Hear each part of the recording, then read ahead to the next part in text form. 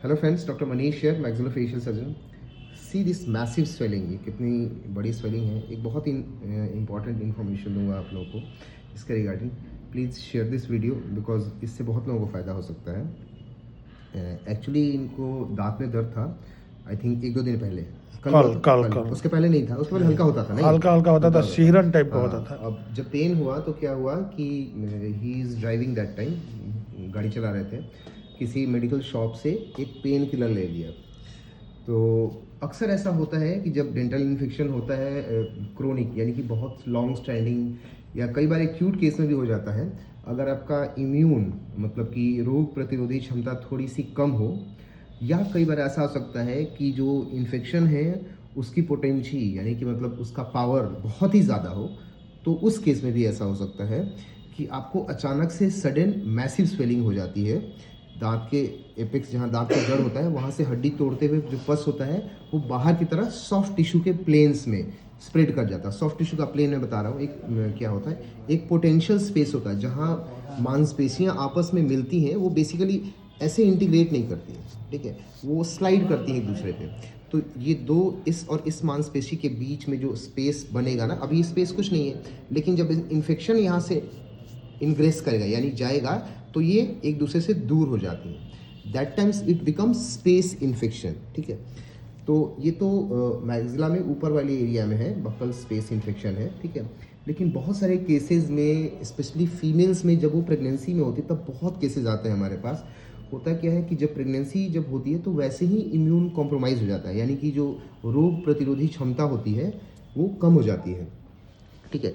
तो उस केस में हो सकता है, या कई बार जब एज्ड पीपल हो, उम्र दराज व्यक्ति हो, या कुछ रॉन्ग हैबिट्स हो, स्पेशली अल्कोहलिक हो, उनका लीवर फंक्शन बहुत अच्छा नहीं चल रहा हो, उस केस में भी जो पेशेंट होता है वो इम्यूनोलॉजिकली मतलब उसकी रोग प्रतिरोधक क्षमता जो है वो साउंड नहीं रहता, तो उस केस में भी बहुत आता है।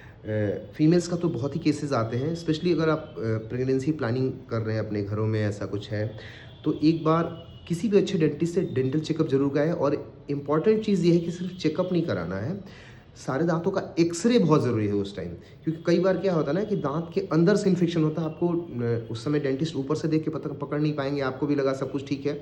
एक्सरे इज़ मैंडेटरी, तो आप ये उस समय निश्चिंत हो सकते हो कि हाँ, ऐसा कोई बैड इवेंट आने वाले 9 महीनों में एटलीस्ट फेशियल रीजन में होपफुली नहीं होने वाला है। क्योंकि इस केस में अगर सडन स्पेस इन्फेक्शन हो जाता है फीमेल्स को, तो अगर स्पेशली इन फर्स्ट ट्राइमेस्टर, जिसको हम लोग फॉर्मेटिव पीरियड ऑफ फीटस बोलते हैं, जब फीटस जो बच्चा जो है बन रहा होता है माता के गर्भ में, तो उस टाइम कोई भी एंटीबायोटिक देना बहुत ही ख़राब हो सकता है। इवन पेन किलर में भी बहुत लिमिटेड स्कोप हमारे पास होते हैं।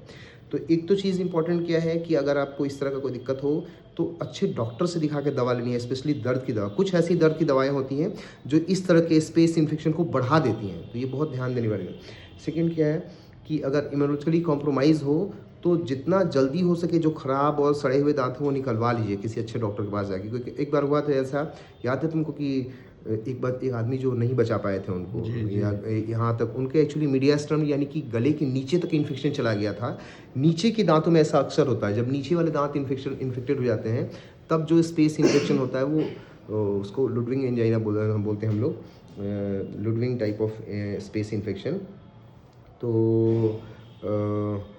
उसमें क्या होता है कि आपका ये पूरा सब मैंडिबुलर से लेके एक साइड से लेके दूसरी साइड तक कम्प्लीटली स्पेस इन्फेक्शन हो जाता है। और उस केस में क्या होता है कि आपका जो टंग है एकदम वुडी हो जाता है, पानी भी नहीं पी पाते, बोल भी नहीं पाते, टंग जो है वो फॉल कर जाता है, तो आपकी सांस की नली जो है वो ब्लॉकेज हो जाता है, तो रेस्पिरेटरी डिस्ट्रेस हो जाता है, मतलब कि सांस लेने में भी दिक्कत होने लगती है। और उस केस में वो जो पेशेंट थे वो बहुत ही जो वीक था उनका इम्यून, हम लोग बहुत कोशिश किए बचाने का। मतलब वो आईसीयू फाइनेंशियली भी बहुत वीक थे, आईसीयू में भी नहीं जाना चाहते थे, और हमने पूरी कोशिश की, दवा दी, सब कुछ किया, बट मुझे बाहर जाना था उस टाइम किसी कॉन्फ्रेंस में। और very next day I think phone किए थे हम स्टाफ को, एग्जैक्टली तो नहीं याद आ रहा है, बट मतलब उनकी ज़िंदगी नहीं रही। तो ये चीज़ बहुत ध्यान देने वाली बात है, कभी भी जो मेडिकेशन है वो खुद से नहीं लेनी है, क्योंकि छोटी छोटी चीज़ें कई बार ज़्यादा प्रॉब्लम कर देती हैं। Okay, thank you.